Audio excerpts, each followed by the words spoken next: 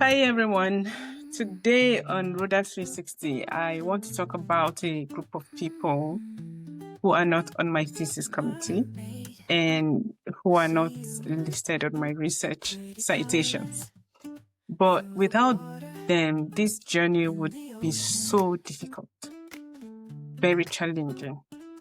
And probably none of these videos would exist because I wouldn't have the time.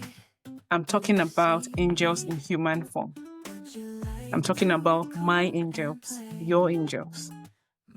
When you move to a new country like New Zealand to chase a dream, you leave your community behind.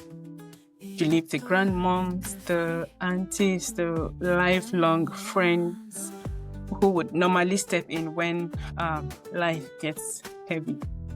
You arrive and suddenly you become a loner, you become an island. But then something happens. God has a way of sending people our way to make our journeys easier. Maybe it's the neighbor who notices you lagging groceries and a toddler up the stairs and offers to watch the little one just for you to have some minutes to sit and maybe have a breather. In my case, I found these angels in a local community church I attended on the first Sunday in this small town where I found accommodation. And they've been lovely, lovely people helping me take care of kids.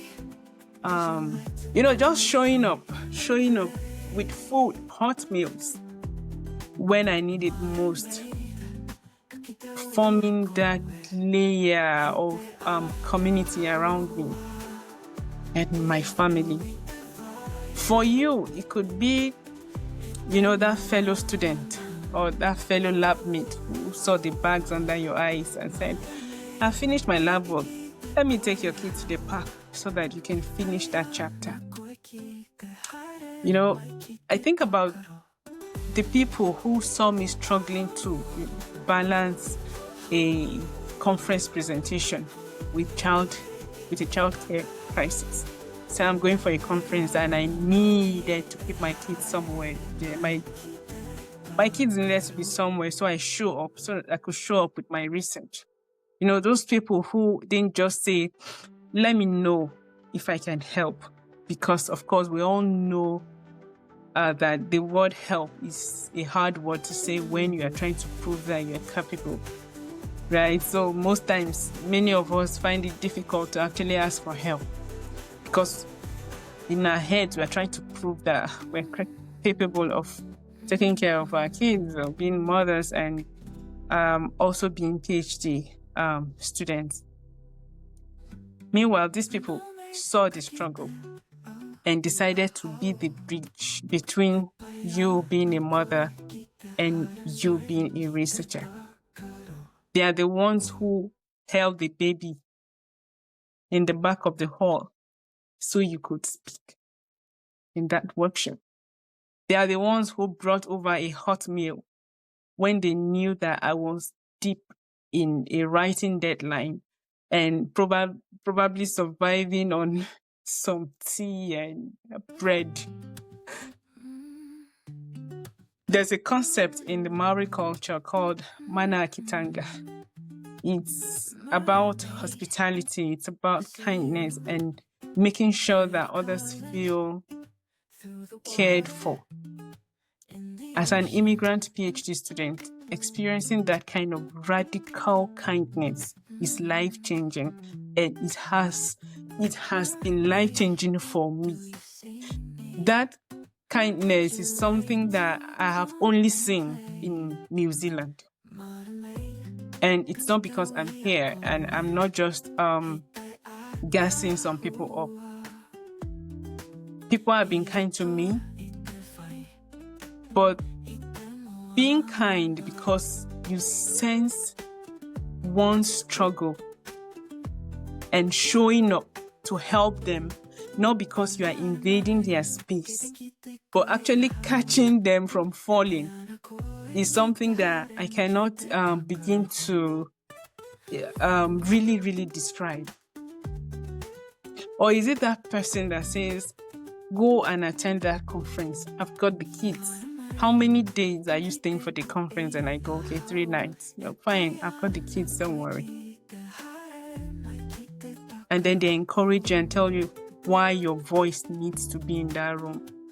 These angels don't just give us time, they give us our identity back. They remind us that we are not just childcare providers or budget crunchers or thinkers. We are thinkers, we are researchers, but then we have something very important to show the world. We have something very important to say. In today's episode, I'm using this time as a tribute to these people, these women, these men, especially the women in my church, especially the one that has taken me like her own, to all the librarians, to the supervisors who care, to the neighbors, to the child care or classroom teachers, the random strangers, turned friends who stepped into the gap when my extended family are 1,000 miles away. To my angels, I say thank you. Thank you for seeing the woman behind the PhD. Thank you for not just thinking all this was a tall poppy syndrome.